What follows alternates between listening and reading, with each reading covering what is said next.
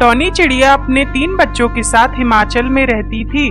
उसकी एक छोटी सी जमीन थी जिस पर वो सब्जियों की खेती किया करती थी। इस बार सभी पक्षी अपनी अपनी फसल देखकर बहुत खुश हो रहे थे। वो भी अपनी फसल देखकर बहुत खुश थी, लेकिन उसकी खुशियों पर पानी फिर गया। अचानक रात में बहुत तेज बारिश होने लगती है। हे भगवान, बिन मौसम इतनी बारिश हो रही है। अगर ये बारिश जल्दी नहीं रुकी तो मेरे खेत में पानी भर जाएगा और सारी सब्जियां सड़ जाएंगी। मैंने क्या क्या सपने देख रखे थे। ऐसा लगता है कि अब एक भी सपना पूरा नहीं हो पाएगा। ऊपर वाले ने पता नहीं हमारे बच्चों की किस्मत में क्या लिखा है। अगले दिन जब टुनटुनी का पति कल्लू कौआ अपने खेत में जाकर देखता है तो सारी सब्जियां पानी में बह चुकी थीं। तो कालू निराश मन से अपने घर आ जाता है। हम लुट गए, बर्बाद हो गए, अपने खेत में पानी भर चुका है, सारी फसल बर्बाद हो गई। अब हम क्या खाएंगे और बच्चों को क्या खिलाएंगे? मेरी तो कुछ समझ भी नहीं आ रहा है। तीनों बच्चे भूख से तड़प रहे हैं। सुनो जी, बच्चों ने कल रात से कुछ भी नहीं खाया है। उनके लिए भोजन का इंतजाम करना होगा। मैं क्या करूं? बारिश इतनी तेज है कि मैं बाहर भी नहीं जा सकता। थोड़ा बच्चों को पानी पिलाकर उन्हें चुप कराओ और बारिश को कम होने दो, फिर मैं भोजन का इंतजाम करता हूं। थोड़ी देर बाद बारिश रुक जाती है। तब कालू भोजन की तलाश में अपने घर से बाहर निकलता है। तुम बच्चों को संभालो, चारों तरफ पानी भरा है, बच्चों को बाहर मत निकलने देना। मैं अभी भोजन लेकर आता हूँ। काफी देर तक कालू कौआ भोजन की तलाश में इधर उधर भटकता रहता है। तभी उसे एक पेड़ के नीचे गोली बाबा मिलते हैं, जो अपनी तपस्या में बैठे होते हैं।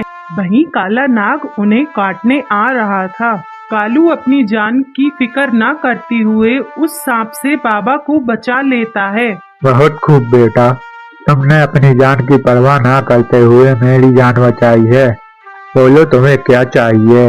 बाबा, बारिश में हमारी सारी फसल खराब हो गई है। हमारे पास भोजन के लिए पैसे नहीं हैं। घर पे मेरे बीवी बच्चे भूख से बेहाल हैं। कृपया मेरी मदद कीजिए बाबा। तथास्तु। पुत्र, ये लो जादुई नोट। इस नोट को अपने खेत पर जाकर जमीन में दबा देना, तुम्हारी सारी मनोकामना पूरी हो जाएंगी। कालू उस जादुई नोट को उठाकर अपने घर ले आता है। पापा आ गए, पापा आ गए। पापा, हम लोगों के लिए क्या लेकर आए हो?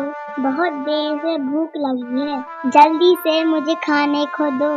टुनटुनी, बहुत तलाश करने के बाद भी मुझे खाने को नहीं मिला। अब हम बच्चों को क्या खिलाएंगे? ना पैसे ना अन्न का एक दाना है। मुझे एक बाबा मिले थे, उन्होंने एक जादुई नोट दिया है और जमीन में दबाने को कहा है। अगले दिन जब बारिश रुकती है तब टुनटुनी उस जादुई नोट को खेत में बो देती है। कुछ दिनों बाद जब दोनों पति पत्नी अपने खेत में वापस जाते हैं तो उनकी खुशी का ठिकाना नहीं रहता।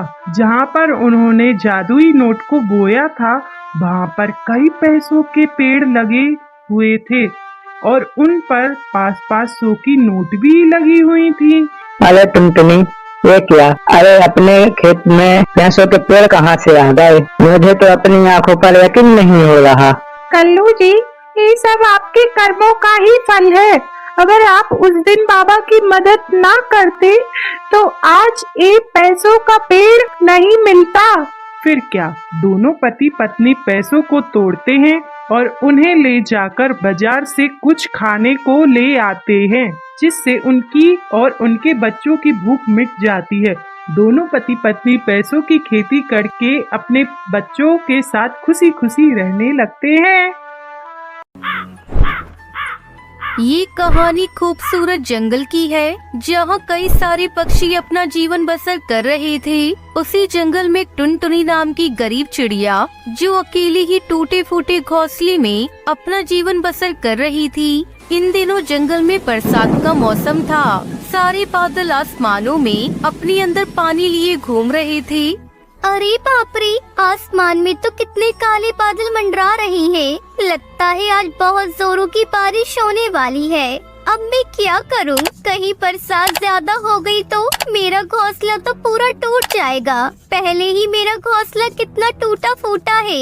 इससे पहले कि बारिश शुरू हो जाए मुझे अपना ठिकाना कहीं और करना होगा। टुनटुनी चिड़िया उड़ते हुए जंगल के हर पक्षी के घोंसले में जाती है और हर पक्षी से मदद की गुहार लगाती है, पर कोई भी पक्षी टुनटुनी चिड़िया को अपने घोंसले में पनाह नहीं देता। आखिरकार थक हार कर टुनटुनी चिड़िया अपने घोंसले में वापस आ जाती है। तभी बारिश शुरू हो जाती है। बारिश इतनी तेज हो रही थी कि टुनटुनी चिड़िया का सारा घोंसला टूटकर पानी में बह जाता है। टुनटुनी चिड़िया पेड़ की एक डाली पर बैठी पानी में भीग रही थी। अरे बाप रे, कितना ठंडा पानी है। अरे बादलों, क्या आज ही सारे पानी की बरसात करोगे? अरे कोई है क्या? अरे कोई है, मेरी सहायता करो। बारिश का पानी तेजी से आ रहा था। टुनटुनी चिड़िया उस बरसात के पानी में पूरी भीग रही थी। जंगल का कोई भी पक्षी बरसात में उसकी मदद करने को आगे नहीं आया। तब एक बादल उड़ते उड़ते टुनटुनी चिड़िया के पेड़ के पास आता है। टुनटुनी चिड़िया जब उस बादल को देखती है, अरे बाप रे, ये बादल तो मेरे पास ही आ गया। चिड़िया बहन, मुझसे डरने की जरूरत नहीं है। मैं आपको कोई नुकसान पहुंचाने नहीं आया हूँ। मैं जब से आसमान में उड़ रहा हूँ तो मेरी नजर आप पर पड़ी। मैंने देखा कि आप अकेले इस पेड़ की डाल पर बैठकर बरसात के पानी में भीग रही हो। तो ऐसा क्यों चिड़िया बहन? क्या आपको बरसात लगने में मजा आता है? वो क्या है ना बादल भाई, इस बरसात के पानी से मेरा घोंसला टूटकर इस पानी में बह गया है। अब मुझे अपना सर छुपाने के लिए ना तो मेरे पास कोई घोंसला है, ना ही कोई छत। अरे चिड़िया बहन, अगर आप इसी तरह बरसात के पानी में भीगती रहीं तो आप तो बीमार हो जाओगी। इस जंगल में तो काफी सारे पक्षियों के घोंसले हैं। आप उनमें से एक पक्षियों के घोंसले में चली जाइए ना। बादल भाई, मैंने हर पक्षी से सहायता मांगी पर किसी ने भी मेरी सहायता नहीं की। क्या? हमने तो सुना था कि पक्षियों में एक दूसरे के प्रति बेहद प्रेम और लगाव रहता है, पर आपकी कोई पक्षी सहायता नहीं करता। ये कैसे हो सकता है? बादल भाई, समय के साथ साथ हर चीज बदलती जाती है। चिड़िया बहन, आप मजबूत वाली लकड़ियों से अपना घोंसला बना लीजिए ताकि आपको बरसात के पानी से कभी कोई समस्या न आए।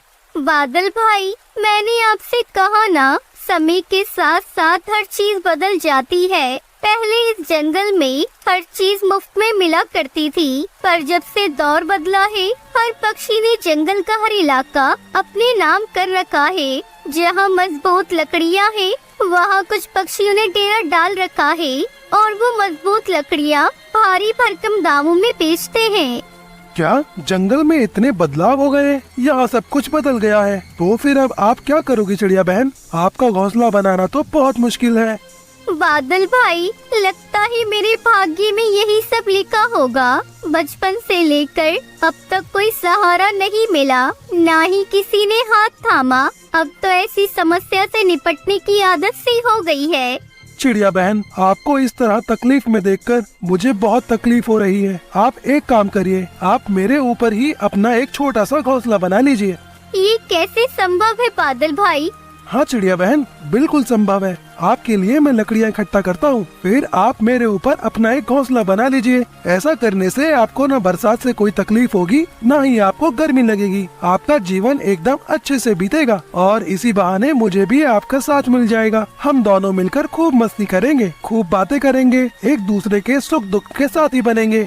ये बात सुनकर टुनटुनी चिड़िया के दिल में एक उमंग जाग उठती है और वो उसी बरसात में धीरे धीरे एक एक लकड़ी उस बादल के ऊपर रखती जाती है। जैसे तैसे टुनटुनी चिड़िया अपना घर उस बादल पर बना लेती है और उसमें रहने लगती है। बादल टुनटुनी चिड़िया को लेकर आसमान की ओर निकल पड़ता है। चिड़िया बहन, कैसा लग रहा है आपको बादलों के घर में? बादल भाई, सच कहूँ तो बहुत मजा आ रहा है। आपको बहुत बहुत धन्यवाद बादल भाई, जो आपने मेरे लिए तो सब किया। सुंदरवन जंगल में टुनटुनी चिड़िया अपनी बेटी लूसी के साथ रहती थी। उसके पति की मौत 2 साल पहले बस दुर्घटना में हो गई थी। टुनटुनी चिड़िया बहुत ही गरीब थी। अपने पति की मौत के बाद वो घर चलाने के लिए मजदूरी करने लगी। एक दिन टुनटुनी चिड़िया अपनी बेटी से कहती है, बेटा देख रही हूँ तू कई दिनों से स्कूल नहीं जा रही है, क्या बात है? माँ, मेरी स्कूल की फीस तुमने जमा नहीं किया था, इसलिए टीचर ने मेरा नाम स्कूल से काट दिया। तूने मुझसे कहा क्यों नहीं लूसी? मैं आज ही जाकर सेठ से कुछ रुपए उधार मांग कर लाती हूँ। कल तेरे स्कूल चलकर तेरी सारी फीस जमा कर दूंगी। टुनटुनी पैसे मांगने के लिए सेठ के यहाँ जा रही थी, तभी रास्ते में उसे कालू मिलता है।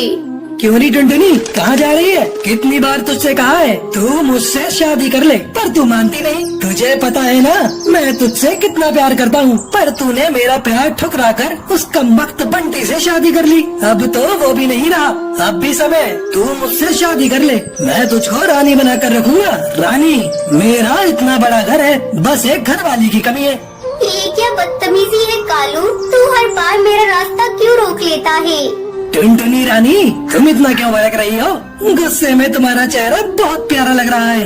तुझे शायरी बहुत सोच रही है, अगर तू मेरे सामने से नहीं हटा तो मैं तेरा वो हाल करूँगी कि तू आईने में अपना चेहरा देखना भूल जाएगा। काकी, ओ काकी, इधर तो आना। ये देखो, ये कालू मेरे साथ छेड़खानी कर रहा है। क्या रे छिचोरे, तू क्यों इस बेचारी को छेड़ रहा है? चल भाग यहाँ से, नहीं तो मैं मार मार कर तुझे गंजा कर दूंगी। काकी, तुम हमारे बीच में मत आओ, चुपचाप अपने रास्ते जाओ, नहीं तो अच्छा नहीं होगा। रुक, मैं अभी तुझे बताती हूँ। तभी कुछ और पक्षी वहाँ आ जाते हैं। बढ़ती हुई भीड़ को देखकर कालू वहाँ से भाग जाता है। इस घटना से टुनटुनी बहुत चिंतित हो जाती है। किसी तरह अपने आप को संभाल कर वो कड़कनाथ सेठ के पास जाती है और उनसे कुछ रुपए उधार मांग कर ले आती है। ये देख लूसी बेटा, मैं पैसे उधार लेकर आ गई। अब मैं कल चलकर तेरे स्कूल में तेरा दाखिला फिर से करवा दूंगी। मैं चाहती हूँ तो खूब पढ़े, मेरी तरह अनपढ़ ना रहे। माँ, वो सब तो ठीक है, लेकिन तुम इतनी उदास क्यों दिखाई दे रही हो? सेठ ने कुछ कहा है क्या? नहीं बेटा, ऐसी कोई बात नहीं, तू ज्यादा मत सोच। अगले दिन टुनटुनी अपनी बेटी लूसी के साथ उसके स्कूल जाती है और उसकी सारी फीस जमा कर देती है। जब वो वापस घर लौट कर आती है तो देखती है उसका घर पूरी तरह से टूट चुका था। ये क्या हो गया? हमारा घर कैसे टूट गया? ना आंधी आई है ना तूफान, फिर ये सब कैसे हो गया? मुझे तो लगता है बेटा ये काम उस कालू का है। कल जब मैं पैसे लेने सेठ के यहाँ जा रही थी तब उसकी मुझसे लड़ाई हुई थी। अब हम लोग यहाँ नहीं रहेंगे, चल जल्दी यहाँ से कहीं और चलते हैं। लेकिन हम लोग कहाँ जाएंगे माँ? बेटा, हम लोग इतनी दूर जाएंगे जहाँ इस कालू का साया भी नहीं मिलेगा। फिर दोनों अपने घर को छोड़कर दूसरे जंगल में चली जाती हैं और एक सुरक्षित जगह की तलाश करने लगती हैं। अचानक उसे एक जगह पर पुरानी कुछ बोतल दिखाई देती है। तभी टुनटुनी चिड़िया लूसी से कहती है, बेटा लूसी, ये बोतल, यहाँ कितनी सारी बोतल है, अब हम इनसे नया घर बनाएंगे। इस तरह दोनों माँ बेटी मिलकर बोतल को इकट्ठा करती है और उन्हीं बोतल से सुंदर सा घर बनाती है। माँ, ये घर तो हमारे पुराने लकड़ी के घर से भी ज्यादा सुंदर और मजबूत है। बेटा, ये घर हमें तेज बारिश और ठंड से भी बचाएगा। चल बेटा, अब खाने की तलाश में जा रही हूँ। टुनटुनी चिड़िया खाने की तलाश में चली जाती है। तभी तेज बारिश शुरू हो जाती है। टुनटुनी चिड़िया एक पेड़ की डाली पर बैठ जाती है। मेरी बेटी ठीक तो होगी ना? बारिश भी बहुत तेज हो रही है, मुझे जल्दी से अपने घर जाना होगा, वो बहुत डरी हुई होगी। इधर बारिश थमने का नाम नहीं ले रही थी। बारिश बहुत तेज थी। अपनी बेटी की फिक्र में वो उड़ चली। उसके पर भीग चुके थे, उसे उड़ने में भी दिक्कत हो रही थी। अरे वाह, वो देखो, अपना शिकार हमारे पास खुद चल कर आ रहा है। तेज बारिश में इसे खाने में मजा आ जाएगा। टुनटुनी चिड़िया उस शिकार चील के पास आ जाती है। अरे हो चिड़िया, रुक जा, इतनी तेज बारिश में कहाँ जा रही हो? टुनटुनी चिड़िया एक निडर चिड़िया थी, पर उसे थोड़ा डर भी लग रहा था। जी, मैं घर जा रही थी। अब तुम अपने घर नहीं सीधे हमारे पेट में जाओगी। उसकी ये बात सुनकर टुनटुनी डर जाती है। उसे कुछ भी समझ नहीं आ रहा था। तभी उसको एक आइडिया आता है। अरे भाई, आप मुझे कैसे खा सकते हो? मुझे खाने के लिए किसी ने पहले से रिजर्वेशन करा कर रखा है। क्या? कौन है वो दुष्ट जो हमारे शिकार का पहले से ही रिजर्वेशन कर रखा है? वो कोई और नहीं, कालू कौवा है। उसकी इतनी हिम्मत जो मुझसे टकराएगा? तो चलो एक बार उससे लड़कर देख लो। अगर तुम जीत गई तो मुझे खा सकते हो। टुनटुनी चिड़िया निकल पड़ी कालू की तलाश में, जिसने उसका घर तोड़ा था। टुनटुनी चिड़िया आगे आगे उड़ रही थी, पीछे पीछे शिकारी चील। तभी उसे एक पेड़ पर वो कालू कौवा दिखाई देता है। देखो, वो रहा कालू कौवा। इतना सुनते ही शिकारी चील कालू कौवे पर टूट पड़ते हैं। टुनटुनी मौका देखकर वहाँ से भाग जाती है और अपने प्लास्टिक बोतल घर में खुशी खुशी रहने लगती है।